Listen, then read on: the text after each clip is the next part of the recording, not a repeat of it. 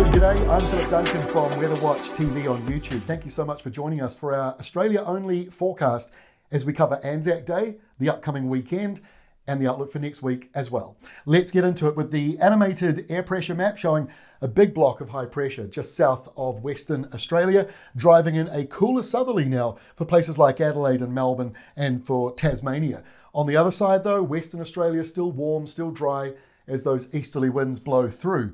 But the cooler change going all the way up into parts of Queensland.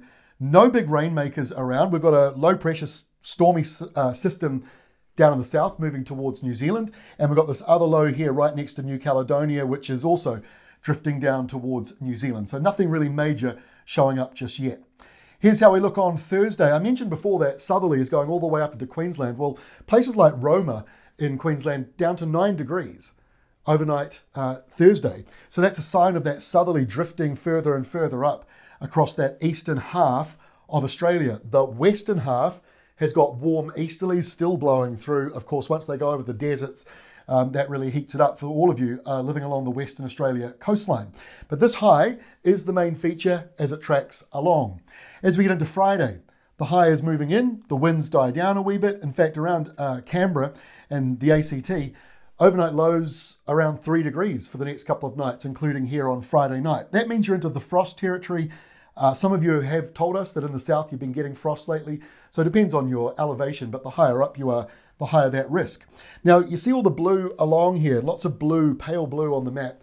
This is 24 hours of rainfall, and the pale blue is right at the bottom end of it. So if you're in the pale blue area, that's a little bit darker in the middle there, but those pale blue areas around it, that just means the risk of a shower. It may just be cloudy and dry. You might not get much, just a few spits maybe in the mix there, nothing too serious. So don't be too excited if you need rain, and don't be too disappointed if you don't want rain, if you know what I mean. By the time we get into Saturday, there's not a great deal of change, although the green lines you just see here with the rainfall map just shows there might be a little bit better organization with those showers. So in a few areas along the eastern coastline, you will get a couple of heavier showers in the mix, but it's still not too unsettled around for you. Mostly dry, and we've got a few showers around Western Australia forming as well. On Sunday, more of those showers, this time more so around Brisbane. Brisbane actually quite interesting on Sunday. Your temperature, your maximum temperature, only 23 degrees. That's well down on where you've been over the recent weeks and months. So you can really feel that autumn change starting to come through when we're talking about near 0 degrees in the southeast, and temperatures getting at the highest part of the day only into the low to mid 20s around places like Brisbane. So that change coming through for you with a few showers. Elsewhere, not a lot going on, although a few showers just down here for those of you farming and growing in that corner. Into Monday, high pressure still dominates south of Australia. And while it does that, it means that easterly conveyor belt, it carries on, it won't change. So until the highs break away down here, don't expect much change in that easterly wind flow that's generically going across the continent. There's still locally southerly flows in the mix here, and it will be a little bit wetter for parts of you down around Victoria. I know that you need the rain in Victoria at the moment, so hopefully the wheat belt gets a little bit of wet weather. Won't be a huge amount. The blues in here just means a few showers around. Showers in Melbourne, your high only 16 degrees on Monday, whereas around the corner in Sydney, you're talking 25 degrees. And by the way, Sydney, 25 on Monday. That is your highest temperature of the next 7 days coming up. Tuesday, unsettled, cold front moving through there. We've got wet weather pushing in from Sydney to Port Macquarie, and also pushing inland, places like Orange and Bathurst getting a little bit of wet weather potentially from this showery setup. A few more isolated showers inland, and on the other side, a few more showers too.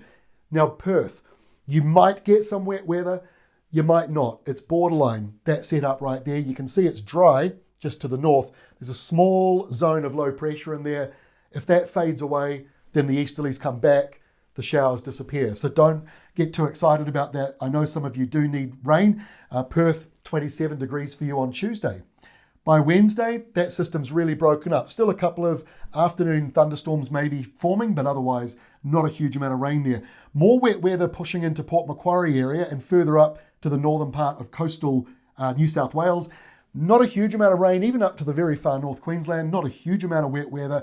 High pressure down here, still the main feature. Still dry in Tasmania as well, where you do need the rain. So let's have a look at the 7-day rainfall map to try and make sense of everything. Like I say, not a huge amount of wet weather over here. The pale blues, you're talking about 1 to 5 millimetres over a whole week. So if you get that in a couple of days and then it's dry and hot and windy for a couple of days after, it doesn't do much unless you can collect it and save it. On the eastern side, those totals are a little bigger. In the golds and yellows, 20, 30, 40 millimetres, but it does depend on where you are. You only have to go a little further inland and it shuts right off. Perhaps the most positive thing here, some rain coming in for the eastern parts and more populated parts of Tasmania. We are into that 15 to 20 millimetre mark over the next week. Fingers crossed for you. I know it is very dry in some parts of Tasmania and Victoria, New South Wales. A number of areas want that wet weather, just like Perth. That is all from me. Thanks for joining us. But before I go, don't forget, place of the day. This one's a little different. Spider Crater, an amazing meteorite crater that was formed 900 to 600 million years ago. It's got a unique shape to it. Now, the interesting thing about this, I was flying on flight sim from Jakarta, Indonesia to Brisbane. And that flight took me directly over the top of it. In fact, I noticed it as I was flying over it, going, I've seen that before because I've flown to all the craters around Australia. So I thought I would share that one with you. Kind of cool to see that one. And that's where it is on the map if you're not quite sure.